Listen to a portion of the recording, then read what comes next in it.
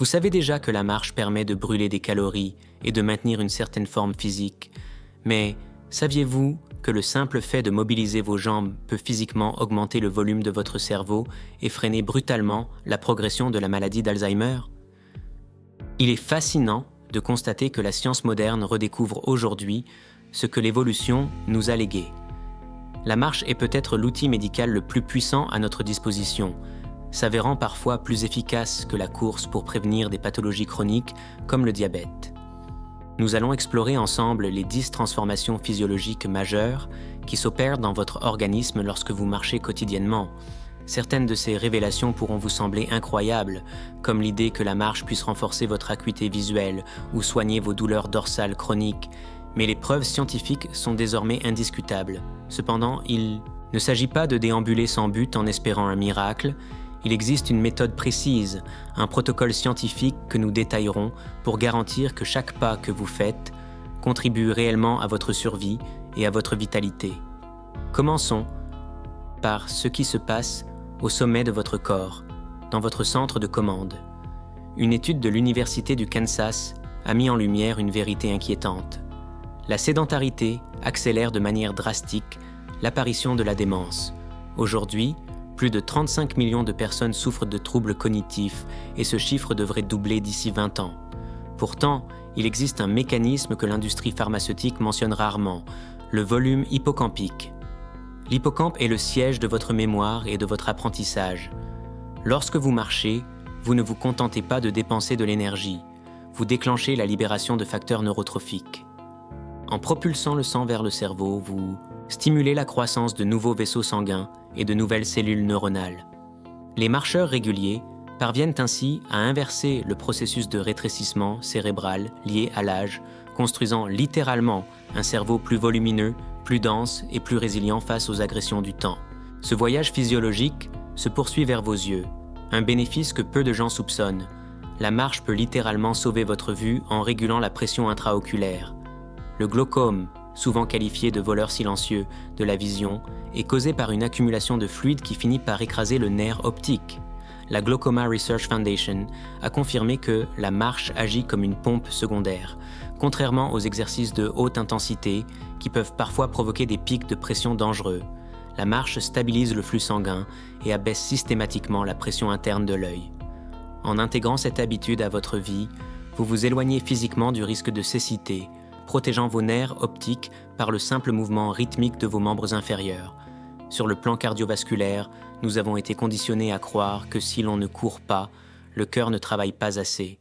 L'American Heart Association a pourtant démenti cette idée reçue. Pour prévenir les maladies coronariennes et les accidents vasculaires cérébraux, la marche est tout aussi efficace que la course, sans les traumatismes associés. Le secret réside dans la modulation de la pression artérielle. Une marche quotidienne d'une demi-heure agit comme un bêta-bloquant naturel. Elle élargit les artères, réduit le mauvais cholestérol et force un sang riche en oxygène à travers tout votre système. Vous nettoyez vos artères en profondeur, sans subir le pic de cortisol, l'hormone du stress, qui accompagne souvent les efforts cardio-respiratoires extrêmes. C'est une protection cardiaque durable et sereine que vous offrez à votre organisme. Vos poumons bénéficient également de ce catalyseur aérobique. En position assise prolongée, vos poumons stagnent et ne sont utilisés que superficiellement. La marche force votre diaphragme à travailler plus intensément, augmentant le flux d'oxygène dans votre circulation sanguine. Mais le bénéfice caché réside dans l'élimination des toxines. Une respiration profonde et rythmée durant la marche permet d'expulser les gaz résiduels qui s'accumulent dans la partie inférieure de vos poumons. Vous purgez ainsi votre système respiratoire, ce qui renforce immédiatement votre fonction immunitaire. En cessant de respirer un air vicié et immobile, pour pomper activement de l'oxygène, vous érigez une barrière contre les maladies et la fatigue chronique. L'un des impacts les plus spectaculaires de la marche concerne votre pancréas et la gestion du sucre. Une étude menée par l'Université Duke a comparé des coureurs et des marcheurs pendant 6 mois. Les résultats ont été sans appel. Les marcheurs ont montré une amélioration de la tolérance au glucose, 6 fois supérieure à celle des coureurs. Le mécanisme en jeu est l'optimisation de la sensibilité à l'insuline. Alors que le sprint brûle le sucre de manière furieuse et éphémère, la marche apprend à votre corps à transformer le glucose de manière efficace et constante sur le long terme. Cela permet à votre pancréas de produire moins d'insuline, offrant à cet organe vital un repos dont il a désespérément besoin. Pour toute personne en état de prédiabète, la course peut être épuisante, mais la marche est une véritable bouée de sauvetage biologique. Votre système digestif, lui aussi, est un moteur qui a besoin de mouvement pour fonctionner. Votre intestin est un muscle, et s'il ne bouge pas, votre digestion s'arrête. Des études portant sur plus de 150 000 personnes ont révélé une corrélation directe entre la sédentarité et le cancer du côlon. La marche stimule le péristaltisme, ces contractions musculaires, ondulatoires, qui font progresser les aliments dans votre tube digestif. Seulement 30 minutes par jour suffisent à réguler votre transit et à réduire drastiquement les risques de pathologies intestinales graves. En marchant, vous aidez mécaniquement votre corps à évacuer ses déchets, ce qui constitue l'une des formes de prévention les plus simples et les plus puissantes qui soient. Contrairement aux idées reçues, vous n'avez pas besoin d'un abonnement à une salle de sport pour tonifier votre corps.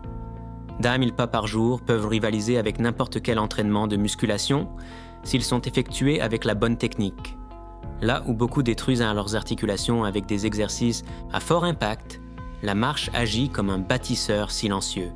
C'est une activité sans impact traumatique, ce qui signifie qu'il n'y a pas de temps de récupération nécessaire. Vous pouvez et devez le faire chaque jour. En maintenant votre colonne vertébrale droite, vos coudes à 90 degrés et en stabilisant votre bassin, vous engagez une chaîne musculaire complète qui renforce votre posture et votre tonicité globale sans jamais épuiser vos ressources. Cette solidité s'étend à votre squelette. Vos os sont des tissus vivants qui réagissent aux contraintes mécaniques. Sans sollicitation, ils se déminéralisent, menant inévitablement à l'ostéoporose. L'Arthritis Foundation recommande la marche pour réduire l'inflammation, mais le phénomène clé ici est la piézoélectricité. Chaque pas crée une microcharge électrique dans l'os, signalant aux ostéoblastes de construire du nouveau tissu osseux. Vous transformez littéralement votre squelette en une armure plus dense. Alors que la course peut parfois fracturer ou fragiliser les os par des chocs répétés, la marche les construit et les consolide durablement. Pour ceux qui souffrent du mal du siècle, la douleur dorsale, la marche est souvent le remède ultime.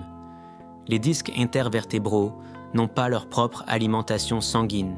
Ils fonctionnent comme des éponges. Ils ne reçoivent des nutriments que lorsqu'ils sont comprimés et relâchés de manière cyclique. La marche fournit exactement cette action de pompage, faisant circuler les nutriments dans les tissus mous de la colonne et lubrifiant les articulations vertébrales. En renforçant les muscles érecteurs du rachis, qui vous maintiennent debout, vous ne vous contentez pas de marcher. Vous entretenez la structure même de votre corps, évitant ainsi l'enraidissement et la dégénérescence des tissus. Enfin, nous devons parler de ce que l'on pourrait appeler un exorcisme chimique pour votre esprit.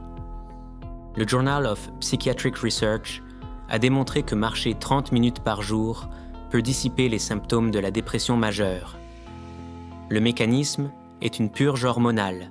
La marche brûle le cortisol, l'hormone du stress, tout en libérant des endorphines et du BDNF, une protéine essentielle à la survie des neurones.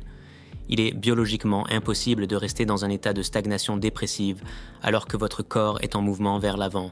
La marche opère une réinitialisation forcée de votre état émotionnel, transformant votre chimie interne pour favoriser la clarté et la sérénité. Cependant, pour obtenir ces résultats, vous devez abandonner l'idée que marcher est une simple promenade de santé.